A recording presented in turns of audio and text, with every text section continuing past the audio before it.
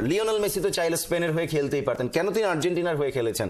কারণ তিনি তার মাতৃভূমি বলেন আর পিতৃভূমি বলেন সেই জার্সিটাই গায়ে চড়াতে চেয়েছে। শুধু তো আসলে নতুন ফুটবলার আনা, বাংলাদেশি বংশোদ্ভূত ফুটবলার আনা সেটা না, আমরা দেখেছি তাবাদাওয়ালের যে ফেডারেশন তারা ইয়াংদেরকে নিয়েও কাজ করছে বয়স ভিত্তিক। আপনার সাথে আমার আলোচনা হচ্ছিল যে এইভাবে ফুটবলার এনে তো আসলে আলটিমেটলি সাস্টেনেবল কোনো সাকসেস সম্ভব না, কিন্তু সেটা যে সম্ভব না সেটাও তারা জানেন। এবং আমরা সবসময় খেলাধুলায় বলি যে কুইক রিফ্লেক্সটা সব থেকে বেশি জরুরি, যেটা এই ফেডারেশনের আছে। এবং তাবিথ আউয়াল এবং ফাহাদ করিম তারা প্রত্যেকবার দেখেছে হামজা আসার পরেই সমিত সোমকে সাথে সাথে কানেক্ট করা এবং সার্বক্ষণিক লেগে থাকা, এই বিষয়টাও তো একটা দারুণ ব্যাপার ছিল। কোন হামজাকে তো নিয়ে হামজা খেলেছেন বাংলাদেশের জার্সিতে। এখন দেখেন ইংল্যান্ডের ফুটবলে তাদের মানে সেকেন্ড টায়ারেই আসলে বাংলাদেশের হামজা চৌধুরীর কথা হয়। আমরা তাদের ম্যাচ দেখি, এখন আমরা শেফিল্ডের খেলা দেখার জন্য বসে থাকি যে কখন এই খেলাটা হবে।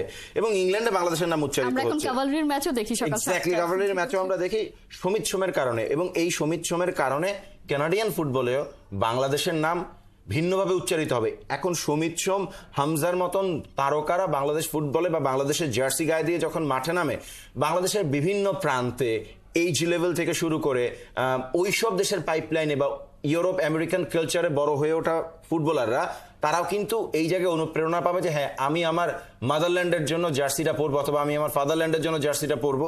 সেই এই অনুপ্রেরণা লিওনেল মেসি তো চাইলে স্পেনের হয়ে খেলতেই পারতেন, কেন তিনি আর্জেন্টিনার হয়ে খেলেছেন? কারণ তিনি তার মাতৃভূমি বলেন আর পিতৃভূমি বলেন সেই জার্সিটাই গায়ে চড়াতে চেয়েছেন।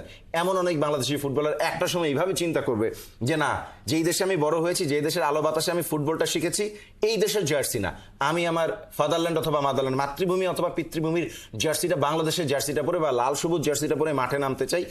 এই এই এই ব্র্যান্ডিংটা আসলে শুরু হয়েছে। জার্সিটার মধ্যে যে একটা কত বড় অহংকার লুকিয়ে থাকে সেটা আমরা ক্রিকেটে দেখলে, ফুটবলে কিন্তু এই ব্যাপারটা মিসিং ছিল। কিন্তু এবার আমরা দেখেছি যে অ্যাওয়ে জার্সি স্টক আউট হয়ে গেছে রিলিজ হওয়ার সাথে সাথে, এবং এবার নিশ্চয়ই হোম জার্সিটাও একই ব্যাপার হবে। এবং আমরা তো এখন থেকেই শুনছি যে টিকিট কত হবে সেটা নিয়েও আসলে দর কষাকষি চলছে।